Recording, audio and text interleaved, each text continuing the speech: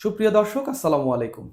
পতনের আগে ও পরে শেখ হাসিনা অনেকবার অভিযোগ করেছে যে যুক্তরাষ্ট্রের যে সরকার, বাইডেন সরকার, বাইডেন প্রশাসন বা ডিপ স্টেট যেটাই বলেন, তাকে ক্ষমতায় দেখতে চায় না।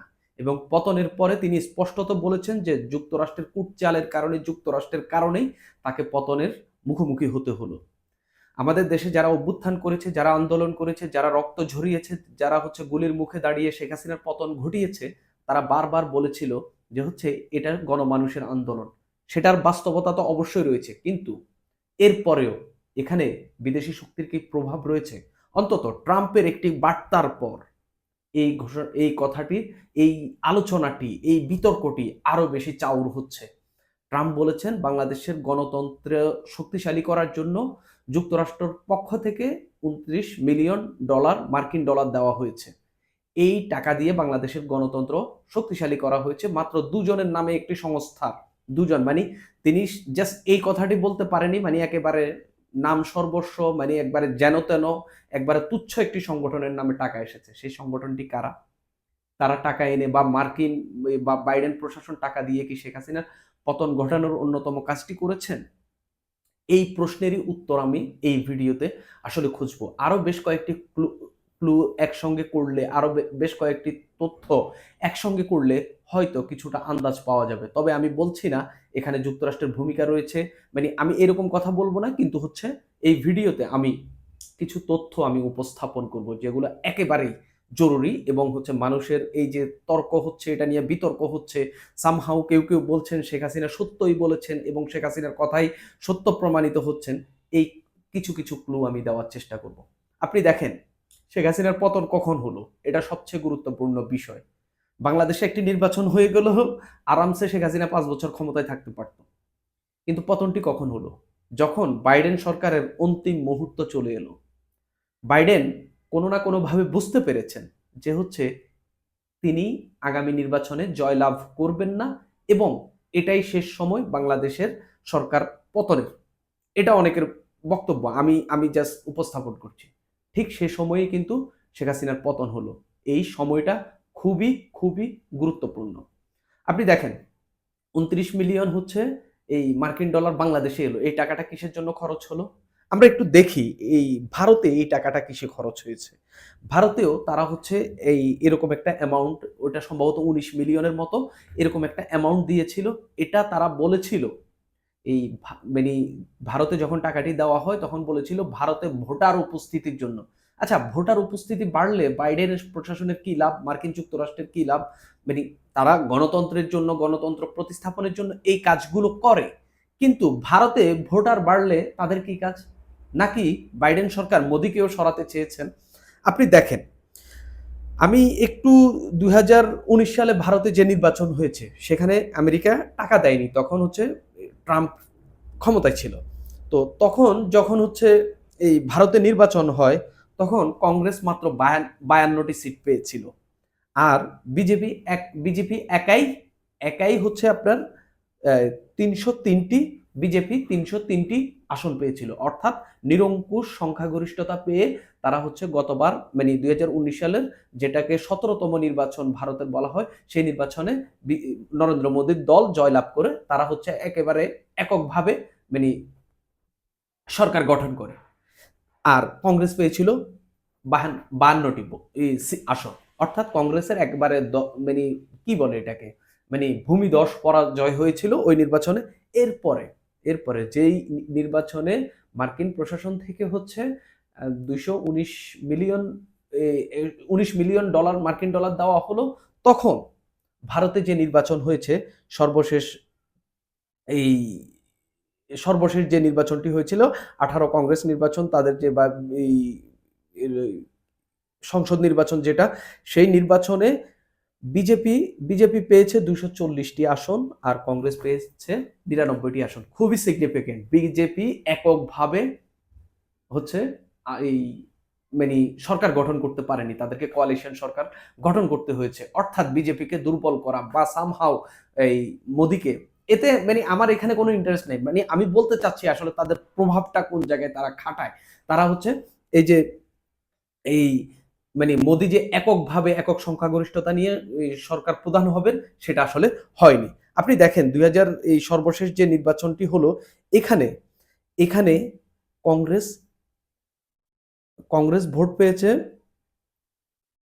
১৩ কোটি ভোট। আর এর আগের বার যখন ভোট হয়েছিল ১১ কোটি ভোট। ২ কোটি ভোট বেড়েছে। অনেকে অ্যান্টি এস্টাবলিশমেন্টের কথা বলবেন, অনেকে ওইটার কথা বলবেন, সেটার কথা বলবেন। কিন্তু কংগ্রেসের ৫০টির মতো আসন বেড়েছে, এটা খুবই গুরুত্বপূর্ণ। আমি এখানে এই কথাটি কেন বলছি যে ভারতে টাকা দেওয়ার ফলে, ভারতের নির্বাচনের জন্য টাকা দেওয়ার ফলে আসলে কি ঘটনাটি ঘটেছে, এটা আসলে কতটা প্রভাব ফেলেছে, এটা আসলে একটা দেখার বিষয়।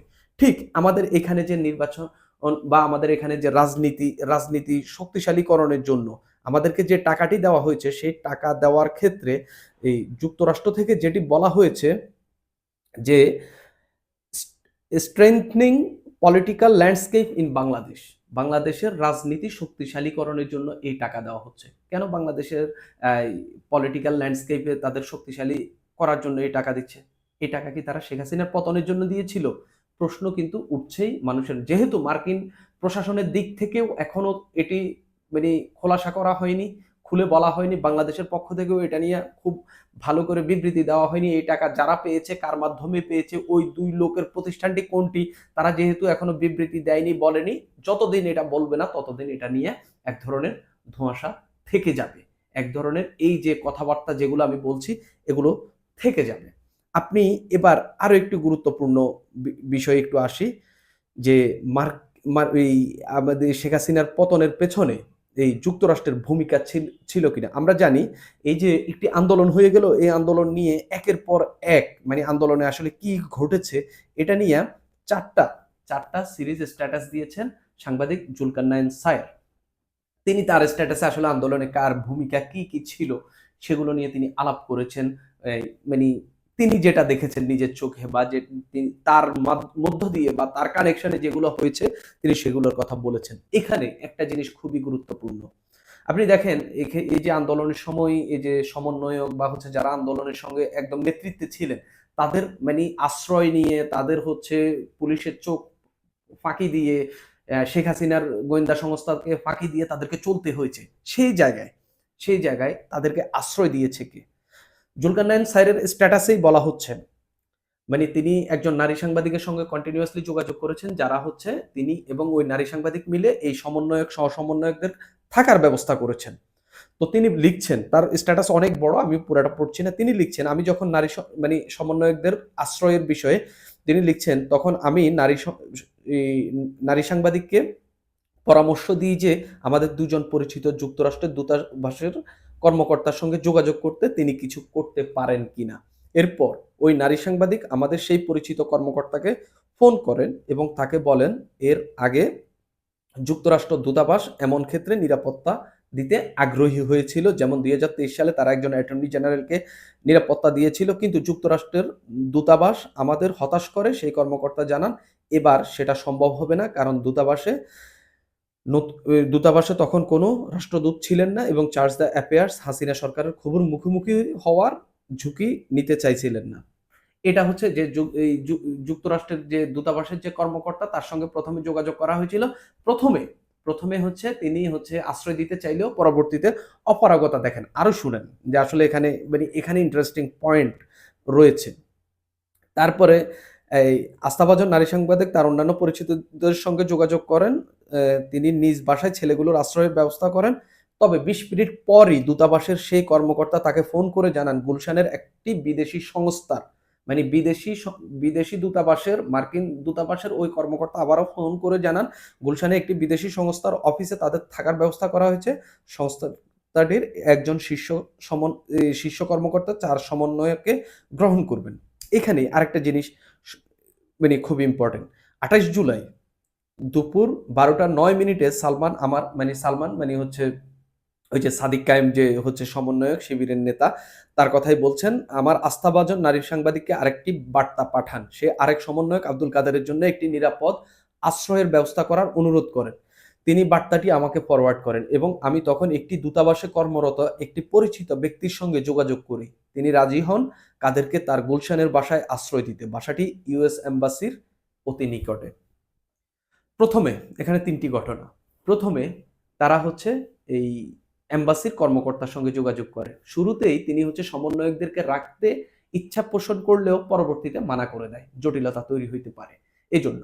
পরবর্তীতে তিনি আবার কল করে একটি বিদেশি সংস্থার অফিসে তাদেরকে ৪ জন সমন্বয়ককে রাখার কথা বলেন। সেখানে তাদেরকে রাখা হয়। পরবর্তীতে সমন্বয়ক আরেক সমন্বয়ককে রাখার জন্য বিদেশি ওই সংস্থার একজন কর্মকর্তার মানে ওই দূতাবাসের একজন কর্মকর্তার সঙ্গে যোগাযোগ করা হয়। তিনি তার বাসায় রাখেন, বাসাটি মার্কিন এম্বাসির পাশে। আচ্ছা বলেন তো, কোনো দেশের কোনো এম্বাসির কোনো কর্মকর্তা ওই দেশের ইশারা ছাড়া কাউকে এভাবে কি সমর্থন দেবে? বা যারা হচ্ছে একটা আন্দোলন করছে তাদেরকে কি আশ্রয় দেবে? বড় প্রশ্ন কিন্তু। তাহলে এটা কি আমেরিকা থেকে একটি ইশারা কি কর্মকর্তাদের জন্য, তাদের দূতাবাসের কর্মকর্তাদের জন্য ছিল না? অবশ্যই ছিল। না হলে কোনো দূতাবাসের কোনো কর্মকর্তা, বিদেশি দূতাবাসের কোনো কর্মকর্তা তাদের দেশের ইশারা ছাড়া, তাদের দেশের সাইজ ছাড়া, তাদের দেশের আগ্রহ ছাড়া বা নির্দেশ ছাড়া একটি দেশে আন্দোলন, মানে যে দেশে তাদের দূতাবাস রয়েছে সেই দেশে আন্দোলন চলছে, সরকারের বিরুদ্ধে আন্দোলন, সেই সরকারের বিরুদ্ধে আন্দোলনকারীদেরকে আশ্রয় দেওয়ার কোনো মানেই হয় না, যতক্ষণ না পর্যন্ত সেই দেশের সরকারের নির্দেশ বা হুকুম না থাকে। তাহলে এই কর্মকর্তা কি সেই দেশের নির্দেশে বা হুকুমে, মার্কিন যুক্তরাষ্ট্রের নির্দেশে বা সরকারের নির্দেশে বা ডিপ স্টেটের নির্দেশে কি এই কাজটি করেননি? বড় প্রশ্ন কিন্তু। ডোনাল্ড ট্রাম্পের যেই হচ্ছে ঘোষণা যে বাংলাদেশে এই রাজনীতি শক্তিশালী করেন, রাজনীতির ল্যান্ডস্কেপ, রাজনীতির পরিসর, রাজনীতির ক্ষেত্র এই শক্তিশালী করার জন্য যুক্তরাষ্ট্র হচ্ছে 29 মিলিয়ন মার্কিন ডলার দিয়েছে। এই টাকা কোথায় ব্যয় হয়েছে এটা এখন বড় প্রশ্ন। একই সঙ্গে এই যে জুলকারনাইন সায়েরের স্ট্যাটাসে উঠে এলো যে হচ্ছে আন্দোলনের সময় যুক্তরাষ্ট্রের এই দূতাবাস, বাংলাদেশের যে দূতাবাস রয়েছে সেটার কর্মকর্তারা আসলে কি ভূমিকা রেখেছে। তিনি খুব অল্প করে, মানে ঘটনাবলীর সঙ্গে যা যুক্ত হয়েছে সেগুলো বলেছেন। এখানে অল্প কিছু ঘটনা প্রকাশ পেয়েছে, কিন্তু অন্যান্য ভূমিকা কি আরো থাকতে পারে না? যেখানে একজন কর্মকর্তার ভূমিকা এটা, তিনি আন্দোলনকারীদের আশ্রয় দিচ্ছেন, সেখানে পর্দার আড়ালে কি আরো অন্যান্য ঘটনা চলতে পারে না? এইসব থেকে কি বোঝা যাচ্ছে না শেখ হাসিনা যে অভিযোগগুলো করেছেন যে হচ্ছে যুক্তরাষ্ট্রের একটি ভূমিকা ছিল? আমি বলছি না যুক্তরাষ্ট্রই সব করে দিয়েছে, বাংলাদেশের আন্দোলনকারীরা, বাংলাদেশের মানুষ শেখ হাসিনার পতন চেয়েছে বলেই পতন হয়েছে। কিন্তু শেখ হাসিনা যে অভিযোগটি করে সে অভিযোগের কি কিছু কিছু সত্যতা এখন উঠে আসছে না? শুধু তাই নয়, আমি যে এই যে ভারতের ঘটনাটি বললাম, ভারতের যে হচ্ছে এই বিজেপি আগে এই আসন পেল, পরে এই আসন পেল, এবং ভোটার মিনি এই কংগ্রেসের ভোটার সংখ্যা বাড়লো, এবং মোদী একক সংখ্যাগরিষ্ঠভাবে হচ্ছে এই ক্ষমতায় বসতে পারেনি, সেখানেও কি তাদের দেওয়া টাকাগুলো এক ধরনের একটি প্রভাব রাখেনি? প্রশ্ন কিন্তু উঠতেই পারে। আমি এগুলো প্রশ্ন করেছি, আমি একটা আলাপ তুলেছি, আমি কিছু ঘটনাকে এক করেছি। আপনাদের সিদ্ধান্ত, আপনারা আসলে কোন সিদ্ধান্ত মানে কি বুঝে নিবেন এখান থেকে আপনারাই বুঝে নেবেন। তবে আমি মনে করি, যেটা স্ট্রংলি আমি বিশ্বাস করি, সেটা হচ্ছে বাংলাদেশের মানুষ শেখ হাসিনাকে চায়নি বলে, বা বাংলাদেশের বড় অংশের মানুষ শেখ হাসিনাকে চায়নি বলে শেখ হাসিনার পতন হয়েছে। তবে তবে বিদেশি বন্ধু রাষ্ট্র বা বিদেশে বাংলাদেশের সঙ্গে যেসব রাষ্ট্র কাজ করে, অবশ্যই তাদের এখানে কিছু না কিছু ভূমিকা ছিল। কোনো সময় নীরব থাকাটাও একটা ভূমিকা। শেখ হাসিনা যে অভিযোগগুলো করেন সেগুলোর কিছু কিছু সত্যতা কিন্তু এখন উঠে আসছে। যদি এগুলো আরো প্রমাণিত হতে থাকে, এই টাকাগুলো যদি বাংলাদেশের এই যে আন্দোলনকারীদের পেছনে বা হচ্ছে এই শেখ হাসিনার বিরোধীদের পেছনে ব্যয় করা হয়, তাহলে কিন্তু বুঝতে আর বাকি নেই যুক্তরাষ্ট্রের ভূমিকা আসলে কতটুকু। সুপ্রিয় দর্শক, আজ এই পর্যন্তই।